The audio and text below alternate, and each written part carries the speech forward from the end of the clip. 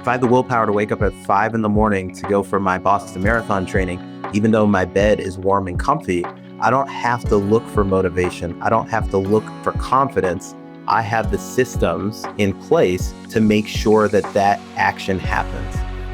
This is Mayo Clinic on Human Optimization, a podcast where we break down the science of human potential to help you understand how purpose-driven effort leads to high-level performance and long-term well-being. I'm Dr. Christopher Camp, Director of High Performance for the Minnesota Twins and a sports medicine surgeon with Mayo Clinic. You don't need me to tell you that working out is hard. That's like the whole point. But for many of us, the hardest part isn't physically lifting the weights or running the laps. It's getting to the gym in the first place. It's knowing that we can do hard things. It's staying motivated to keep working at it, even when day-to-day progress feels hard to measure. So, how do we work on our mental fitness with the same dedication we bring to our physical fitness?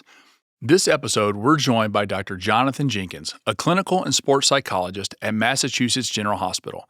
He's also the team clinical and performance psychologist for the New England Patriots and behavioral sports psychologist for the Boston Red Sox.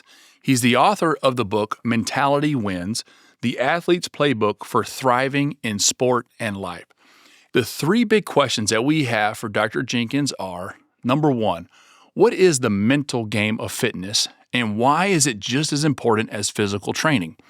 In section number two, our big question is, why do so many people struggle with the psychological friction of staying physically fit? And number three, we'll get into some solutions when we ask him, how can we actively train our minds to overcome these blocks and elevate our physical fitness?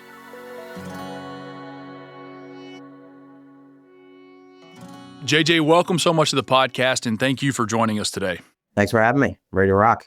All right, let's do it. So in this first section, I always like to start out with some definitions so folks know exactly what we're talking about. As an expert in the field, how do you define mental fitness in the context of physical performance and overall health?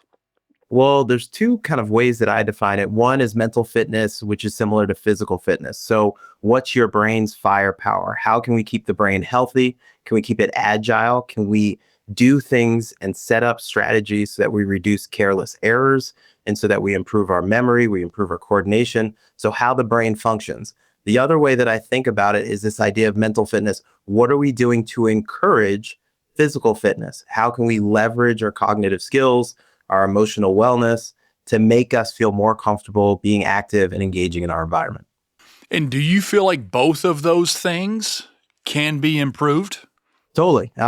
Chris, if we think about our own lives, if we were going to take an audit over the course of the year, you could think of how many hours you spent in the gym, doing cardio, getting massages, rehab, prehab for your body. That would be some total number. For a lot of people, that could be hundreds of hours. And then if we were able to ask them, okay, how much time are you spending on your mental fitness, going to therapy, visualizing, mindfulness, spending time with friends, it'd be considerably lower. And so we have this imbalance of times that we're spending on these two very biologically important parts of our body. And what I would love to do, and it sounds like you're interested in doing as well, is how can we create more balance with the amount of time we're dedicating to our physical body and the amount of time that we're spending on our mind? And even though our physical body is what people often see as either being well or unwell or experienced as being unwell or well, there's this whole part from the neck up that people are neglecting, and it's causing people to get sick and not live lives to the fullest. And I think our ultimate goal is to not only develop both of those, but then understand the synergy. So how can our physical bodies improve sort of our mental approach, and how does our mental approach improve what we're able to do physically? So we've heard people talk about this mind-body connection. Can you tell me what that is from a clinical psychology perspective? Sure. So the great example that I like to use is if we've ever played pickup basketball when you were in your 20s or your 30s, you'd go to the gym and there would usually be this person in their 50s or 60s just killing people on the court. We usually call it old man strength. And this idea that that athlete is relying more on their mental skills, their neck up, to get them to points or to make good shots or to play great defense because some of their physical skills have declined compared to a 20-year-old, 18-year-old, somebody in more of that physical prime. And so when we're thinking about the mind-body connection, it's how can you leverage and keep this equilibrium between these both really strong, really powerful parts of yourself. And if there's a disconnect where you can't encourage the mind to do things by how you carry your body, or you can't encourage your body to do things by how you carry your mind, you're losing a lot of functionality in what you're able to accomplish and what you're able to perform. Great. And as we get into this, I think we'll see we're talking about a little bit more than just willpower or just motivation. But I think that our brain and our psychological state can actually impact our body's physiology, our heart rate and fatigue and endurance and those sort of things. So can you tell me how the brain then affects your physiology? Sure. So if we take a step back, we know about some of the genetic indicators and some of the genes that can get turned on or turned off due to family history of trauma, depression, or anxiety. And so if we take that and extrapolate it, and now we have an anxious brain or a depressed brain where the chemical interactions and the neurotransmitters are creating an environment within the brain where threat is being overly suggested to the person, where sadness is flooding their ability to make proper decisions. Now we're getting into a situation where that chemical and neurochemical environment is contributing to someone being able to not make decisions in the best interest of their wellness, even though they know, hey, I got to get exercise, I got to get movement, I got to do certain things with my nutrition. But the chemical structure and the chemical going-ons of their brain is discouraging them from taking action on their health. And Chris, it's really interesting. I'd say a lot with the professional teams and for professional folks that I work with, collegiate athletes as well. The biggest change that I'm helping them implement is rest and recovery. So obviously there's a huge number of people who experience anxiety when they're playing sports, or may even have some depressive symptoms related to an event that happened with sports injury, recovery, demotion, getting released, whatever it might be. But oftentimes people are okay with the activation to get up there to play the sports. But then when the sport is over and it's time for rest and recovery, they're still here. They're type 8 people, they're high achieving people. And to actually get them to, hey, let's calm the nervous system down. Let's remove stressors. Let's get our body to a baseline so it can actually recover and resolve itself from the challenges that you put it through that day. That is really, really challenging. And I think with hustle culture, with 24-hour news cycles, with 24-hour social media, you can look, if you want to, and feel like you're behind in whatever you're doing. When we were younger, we were thinking we just wanted to be the fastest kid in the neighborhood, maybe even the town. But now with 24-hour social media, a 10-year-old in Kentucky can know what another 10-year-old is doing in Seoul, Korea. They can know how fast every 10-year-old in their sport is in the entire world. And although that data and information can be super helpful in a lot of ways, it can also create some neuroses that we have to deal with as clinicians, as parents, and as supporters of athletes. You do this work at a very high level, JJ. You're working with professional baseball players, NFL football players.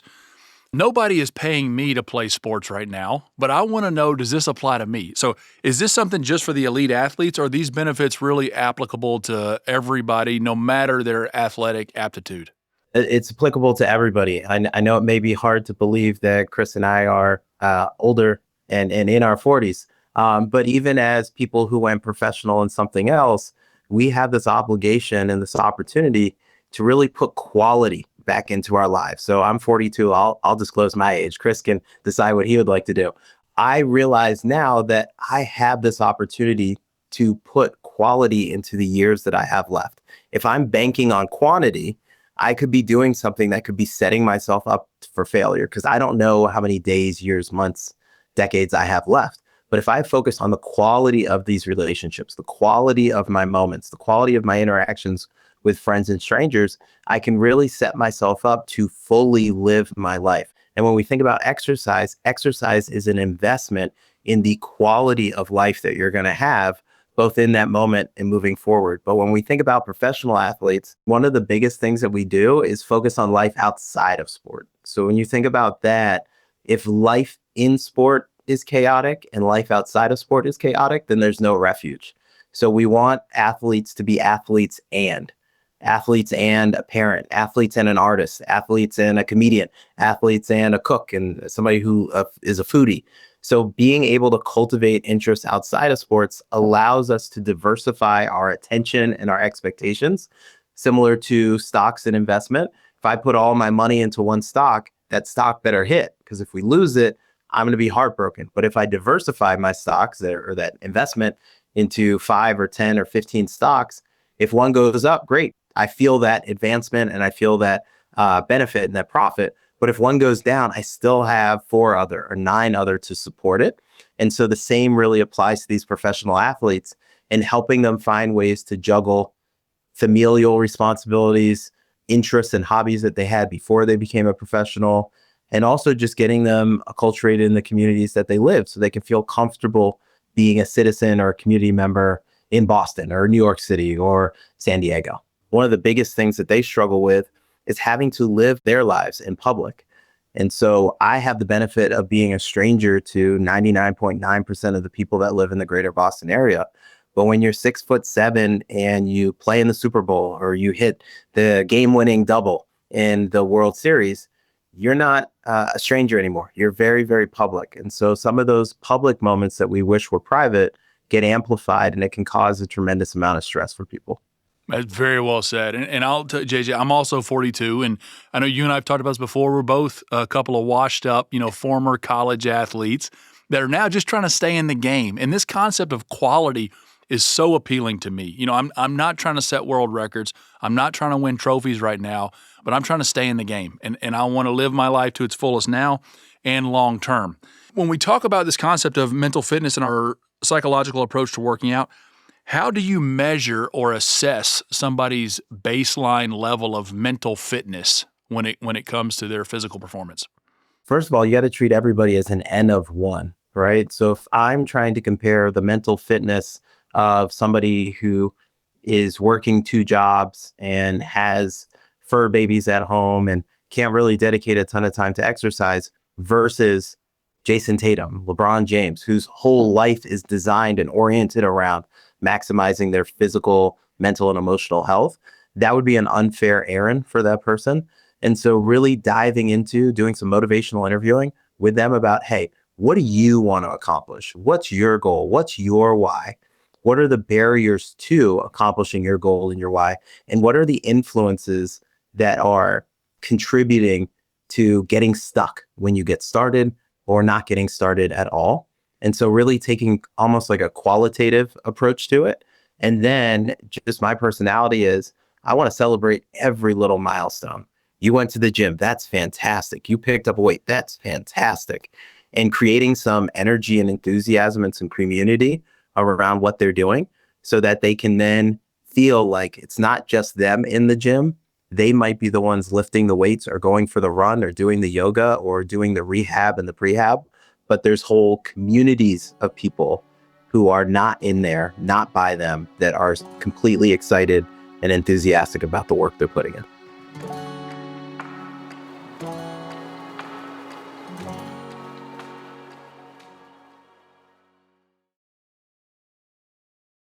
All right, let's jump into our second section. What are some of the most common mental mistakes you see folks make in this area? Well, I think the biggest one is they assume they can't do it. There was a study on masters level runners, and these were runners who had ran the Penn relays and some of the other major competitions for years. And what they found is that their PR really didn't change until they hit 70. So if you're thinking about a PR in the mile, 5K, 10K marathon, if you do the training, you can pretty much continue to have a good level of fitness or a fitness that you're accustomed to until you hit about 70 years old. But there's a lot of people out there that feel as though they're incapable of being able to either maintain their level of health or their level of activity and movement, or incapable of even starting.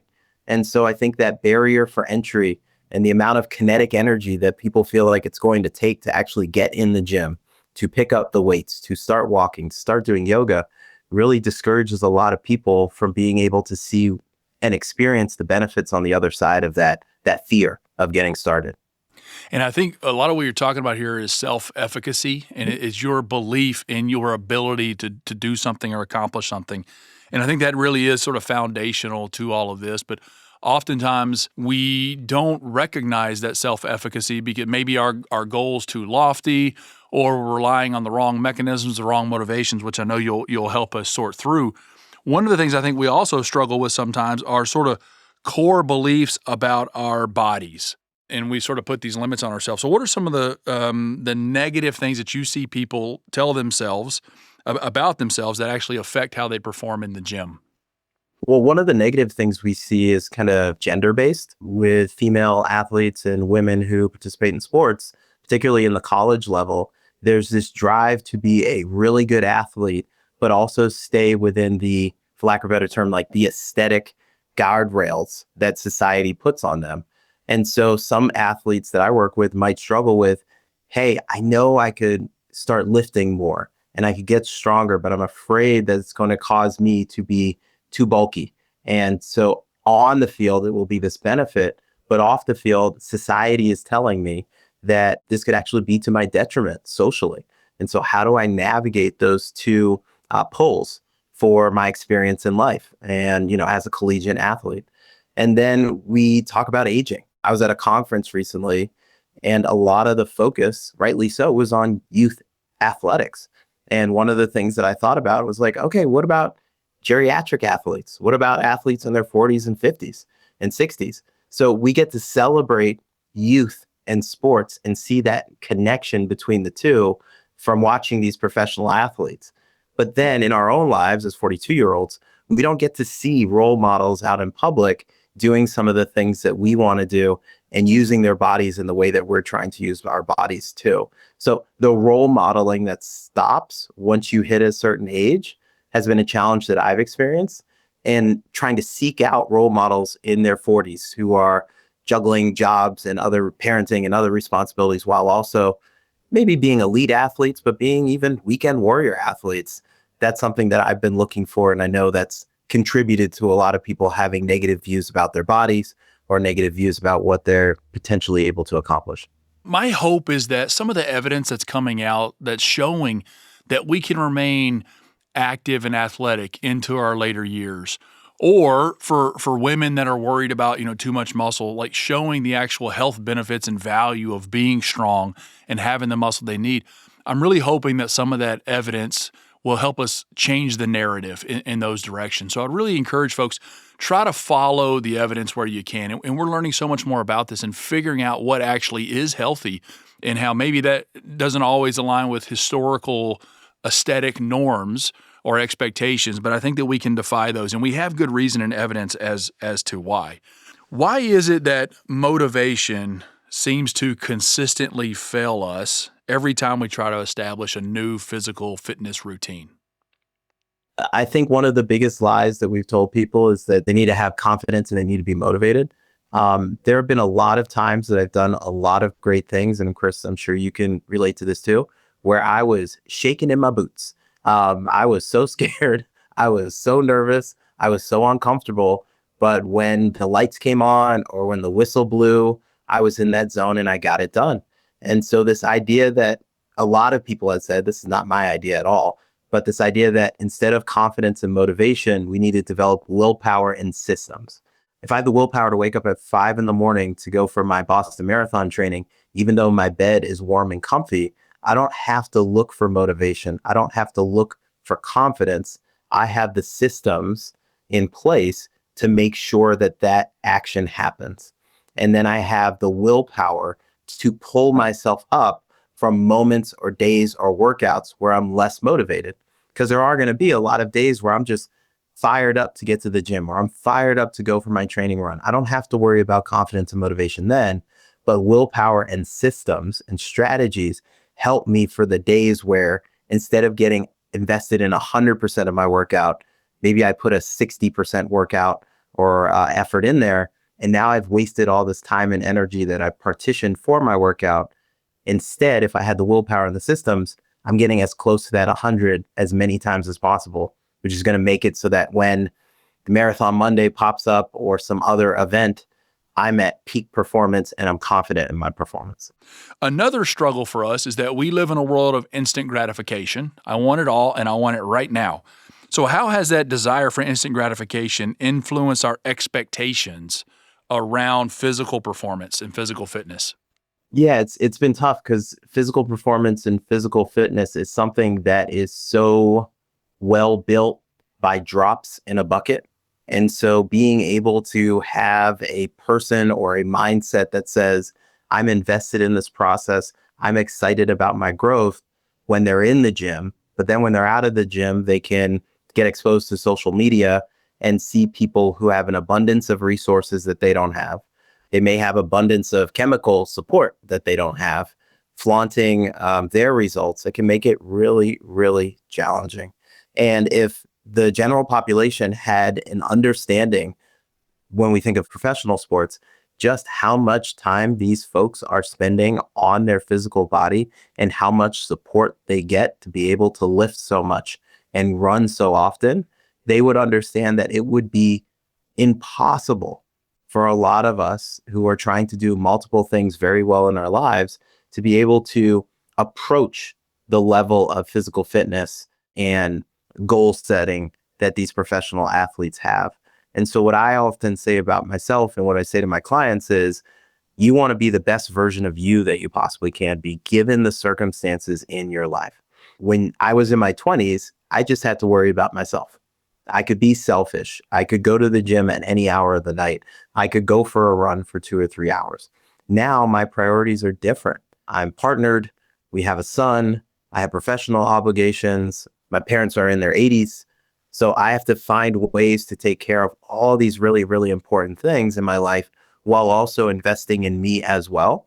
And now my investment in myself physically is less for sports or for vanity. And it's more like, I want to stay on earth as long as possible. And I know that physical fitness is a part of increasing the opportunity or the chance that I can have some longevity. Mm-hmm. You mentioned goal setting in there and sort of a difference, for what elite professional athletes are doing versus what regular folks are doing. I think one of the big areas where we make some mental mistakes is in our goal setting for physical fitness. So, what are the most common mistakes you see people make when it comes to setting their physical fitness goals?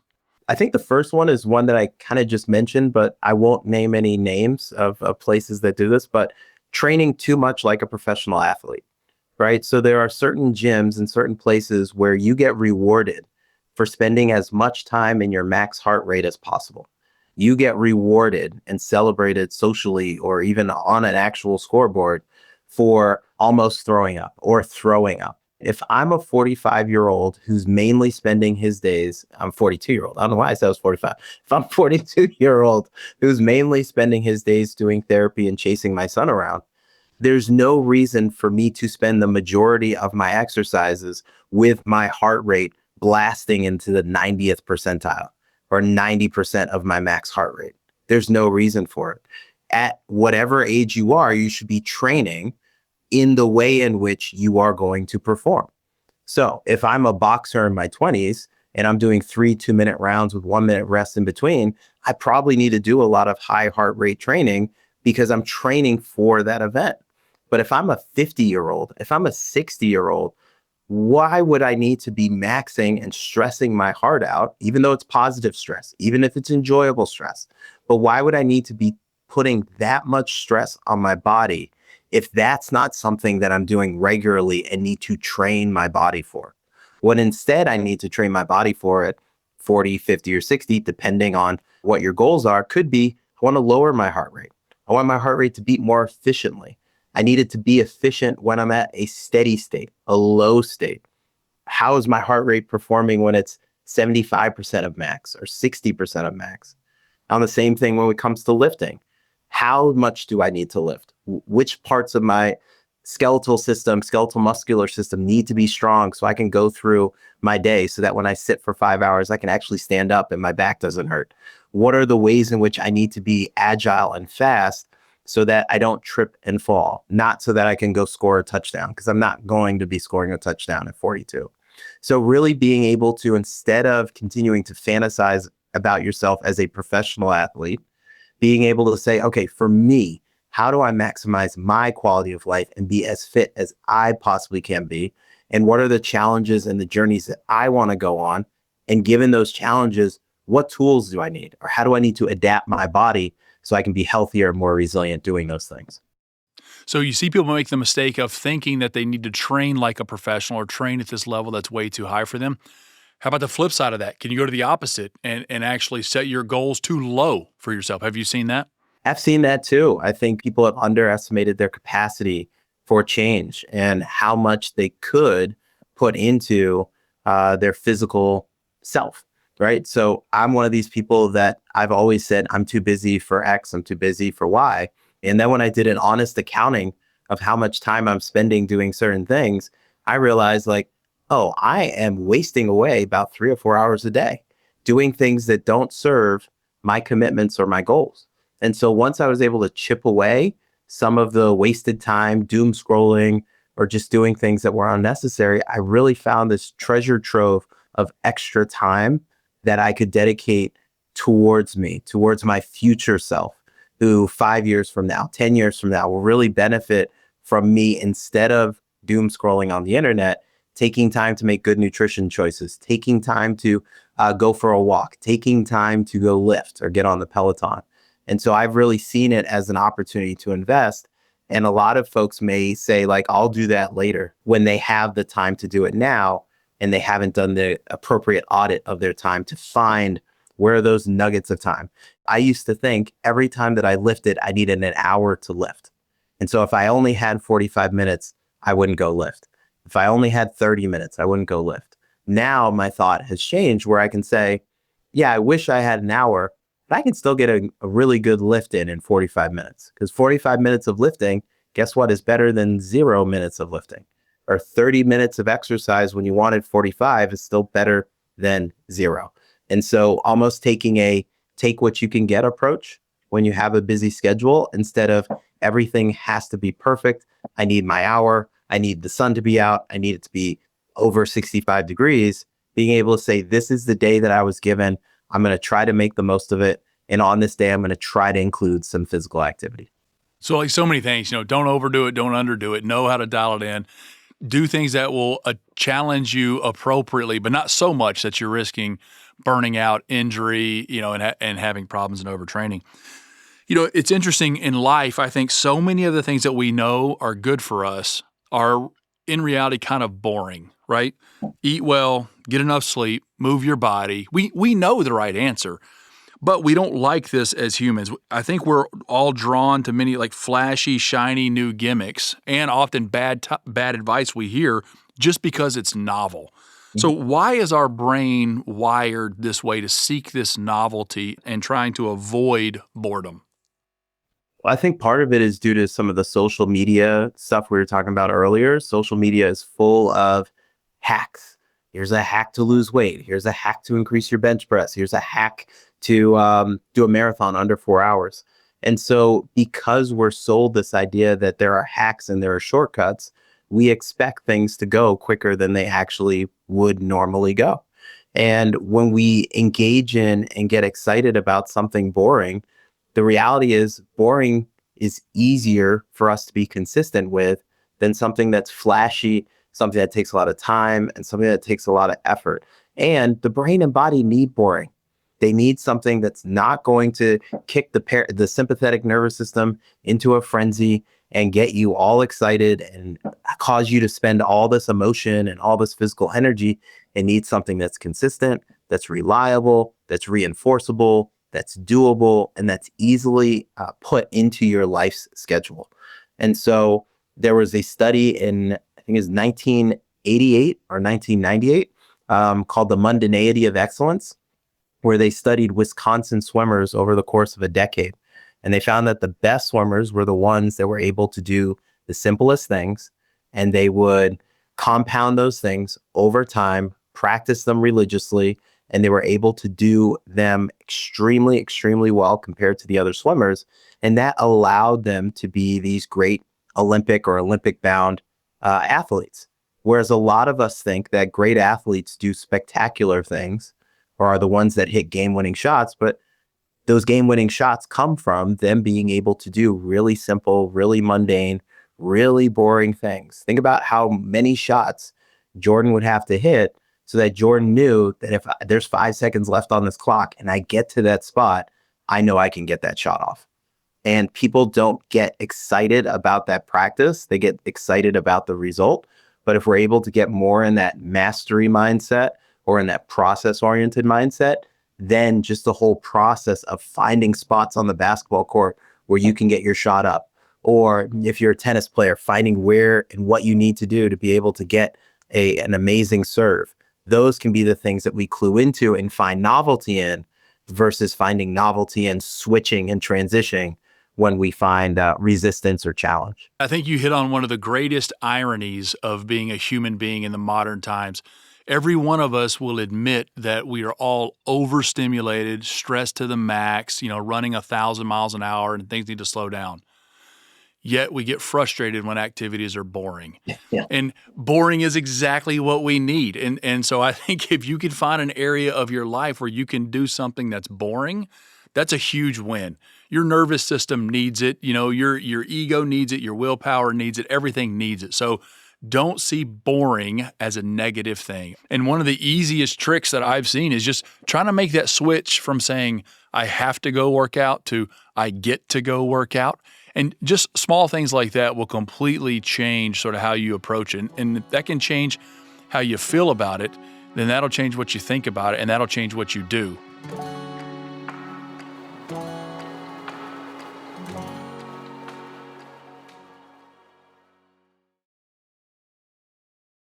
Let's talk a little bit more about some solutions. We'll jump into this third section, and we'll talk about how we can actively train our minds to overcome some of these blocks to our physical fitness. So I love lists, as everybody knows.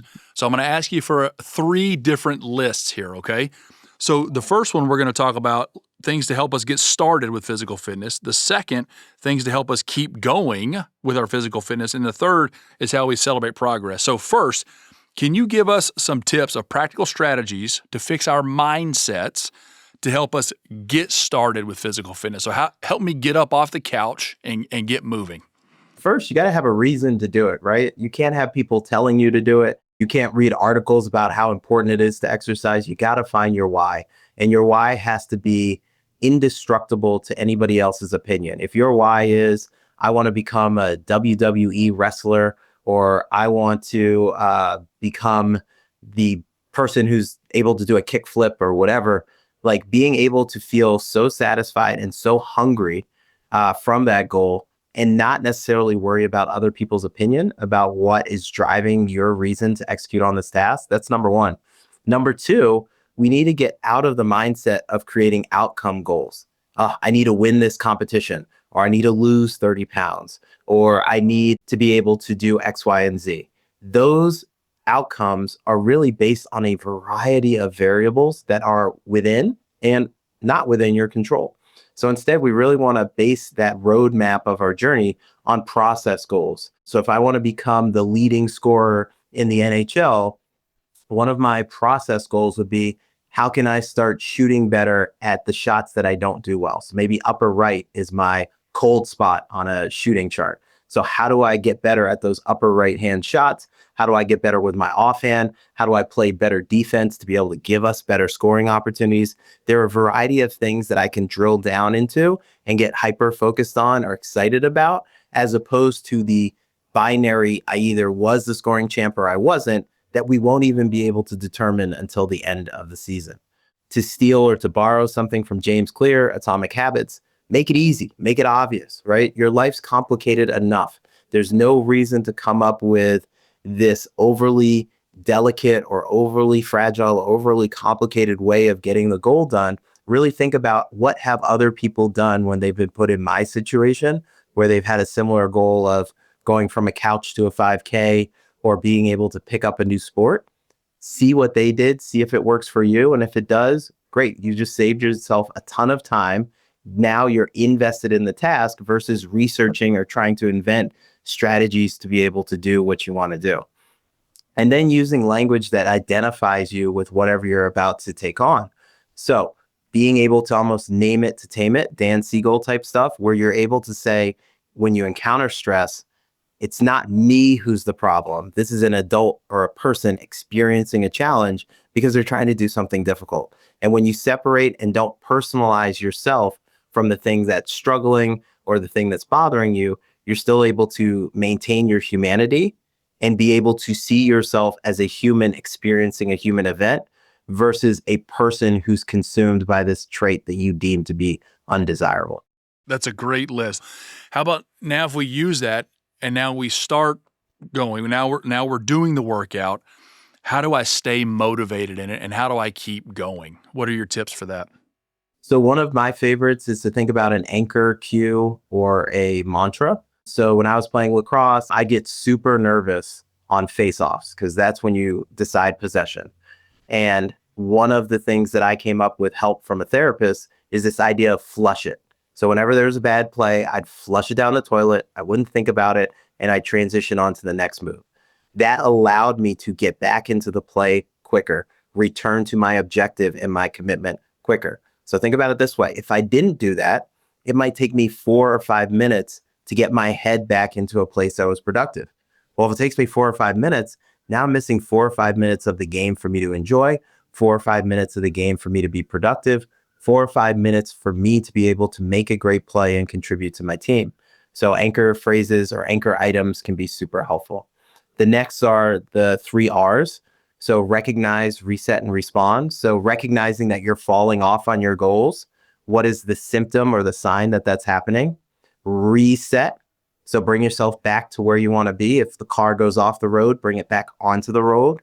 And then respond. What's the low-hanging fruit that you can then take on that's going to start putting you back on the path and actively engaging with your goal? And then being able to shift and maintain those process goals and progress goals in real time and being able to chart and celebrate them, that's going to be helpful. If you're training for the Boston Marathon and you're only excited when you get to that big, long 20, 21 mile long run, we're not going to have motivation to do the other runs along the way to get us there. So celebrating it, gamifying it, bringing play and joy into it, those are things that can keep us entertained and motivated versus finding things that get us exhausted, stressed, and demotivated. Celebrating the process is one of my mantras. That's one of my favorite things to talk about. And I think it applies to every aspect of life. And I think most people don't do it enough. So let's talk a little bit more about that. Can you give me some ideas of ways that people can appropriately celebrate their progress on a fitness journey? Because we know it's slow. These are not going to be instant results. How do you appropriately celebrate? So one of my favorite things, and I'm not sure if you've seen this, Chris, was Snoop Doggy Dogg, when he got his Walk of Fame star. And so he thanked everybody, Dr. Dre and everybody else. And then at the end of the talk, he went into this really cool talk where he said, and most importantly, I thank me. I thank me for staying up late at night. I thank me for writing those songs. I thank me for spending hours in the studio, blah, blah, blah, blah. And so I think there needs to be more Snoop Dogg and what people are doing and being able to thank themselves, give themselves credit, give themselves grace, recognize that, yeah, if you are working on running and you're doing a run walk mix and you are out there for 30 minutes, even though people are passing you and they're out there for 2 hours, celebrate those 30 minutes. Those 30 minutes are hard. Whatever you're doing is hard when it comes to trying to accomplish physical, mental, or emotional tasks. And if you're not celebrating it either in really serious ways or funny ways like Snoop Dogg did, then you're not giving yourself the credit for following your why, staying on task, and being able to do what you set out to do. And if we're just celebrating it on the day of the marathon or on the day of the game or on the day of the championship, we're missing real opportunities to connect with ourselves and have this beautiful relationship with ourselves. So being intentional in that celebration, setting up milestones so you have little checkpoints to get to on your way towards being successful. Again, gamifying it can be really great. And also doing it in a community. There's the quote, if you want to go by yourself. If you want to go further, go with other people. And I apologize if I'm butchering that quote, but that idea of community helps support us when we feel unsafe, or we feel lacking in security in what we're doing. And so if I'm on the journey of trying to train for a marathon, trying to get in shape, trying to be a great dad, the more people who want to engage in that journey, now am I not only excited about my own progress, but I get to get invested in other people's progress too. And I not only get motivated by myself or share in the willpower or systems of my own devices, but now I get to hear and borrow and steal other systems and pieces of willpower from other people. That's wonderful. I'm going to add one if I can, and this one may sound obvious, but I think we sometimes make this mistake. Make sure that your celebration is not in contradiction with your physical fitness goal. I know oftentimes we say, hey, I did a mile on the treadmill today. I'm going to have an extra donut. I deserve that. So make sure that you're not offsetting your progress with your celebration. So find things that are aligned and consistent. So I've been taking notes, JJ, as we've talked, and I've learned a lot from you. I'd like to recap those notes real quick as we wrap up here. So first, when we define mental fitness, you said there's really two components to it. So one is, what is your brain's firepower? The second is, what are we doing to encourage physical fitness? So there's really two components to that, both of which can be improved. And it's important to know that your mental state is not just about the willpower and the pushing through and fighting hard, but your mental state actually impacts your physiologic state and can actually change the way you perform and improve the quality. So much of our focus needs to be on quality. We're not trying to go pro here. We're not necessarily getting paid for our physical performance, most of us. And so it can be okay to be focused on the quality. We had a long list of common mistakes that we make. And as I'm looking through this list, I've made all of these at some point. And some of the most common mistakes are assuming that we can't do it, letting perceptions about our bodies impact us negatively, having age-limiting beliefs, not having the right role models or not being able to find role models, comparing ourselves to others with different life situations, not knowing our personal why, not celebrating small milestones, overtraining or undertraining, so having too high of expectations or too low expectations can be a huge mistake. So long list, I've done all of those, and I'm sure most of our audience has as well. So a couple of tips on how to help you get started on your fitness journey. Number one, have a reason why you're doing it. Number two, avoid outcome-based goals. Number three, make it very easy. Make it so easy that you can't fail. Number four, don't personalize your struggles. Don't say that you're the problem. And then tips on how to keep going once you get started. Number one, have an anchor cue or mantra or saying. Number two, recognize if you're falling off your goals. Number three, then reset. Number four, respond. And then number five, focus on the process and celebrate your progress. And when we talked about ways to celebrate progress, number one, be more like Snoop Dogg, think yourself. Number two, focus on the effort or the part that you can control. Number three, set appropriate milestones. Number four, gamify the process to make it fun. Number five, do it with other people and get community. And then number six, we added, make the celebration aligned with your goal. So make sure it doesn't offset the progress that you've made. All right, JJ, now I'll let you wrap it up for us. What's the most important thing you want people to take away from our discussion today? Well, I guess two things. Again, find comfort in the boring. If something's boring, that means it's pretty comfortable for your nervous system. It's pretty comfortable for your life and your circumstances. So that's a good thing. And then I guess B would be get a little miserable, get happily miserable, as Julian Edelman used to say. Be in this place where you are trying and you're adding a little bit of tension to your life. You don't have to add a ton, maybe in the level of a professional athlete, but adding even just a little bit can provide so many numerous gains to your physical health, your emotional health, and your mental health. And you're going to see the gains immediately, even though it may be challenging. You're really going to thank yourself for doing that. Wonderful. So I always like to end with a challenge or a call to action for folks. I mean, we got a lot of options here. We have a long list of mistakes you can try to stop making, a lot of things to help you get started, keep going, or celebrate your progress. But I think the one I'm going to lean into is what we talked about with the boring nature of this sometimes. So I think we should almost intentionally try to find a way to make our physical fitness boring for us at times. And by boring, I mean just make it easy, make it consistent, systematize it so you don't have to think about it, so it doesn't, you don't need all that extra willpower to do it. So find a way to simplify, make it easy, and make it boring. That's your challenge. Get started on that. See how you can rework your physical fitness plan to do it. JJ, thank you so much for talking to us today and letting us learn from all your vast experience and wisdom. Thanks for having me. This is awesome. I think this might be the first time Snoop Dogg was referenced in a Mayo Clinic podcast. You'd be surprised. Maybe, maybe not. If you like this episode, please share it with a friend and leave us a review on your podcast app. It really helps others find the show. Got feedback, a question, or a topic idea? Email us at optimize@mayo.edu or leave us a voicemail at 507-538-6272. We might even feature your voice on the show. For more human optimization episodes and resources, check us out online at ce.mayo.edu/optimize. Remember, long-term well-being starts with the habits you build today. Live intentionally, perform exceptionally. I'm Dr. Christopher Camp. Thanks for listening.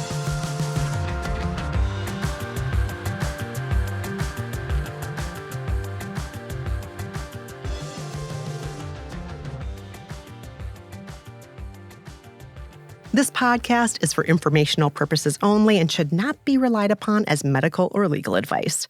Always consult with a qualified healthcare provider for any medical questions. The appearance of any guest does not imply an endorsement of them, their employer, or any entity they represent. The views and opinions are those of the speakers and do not necessarily reflect the views of Mayo Clinic. Reference to any product, service, or entity does not constitute an endorsement of or recommendation by Mayo Clinic.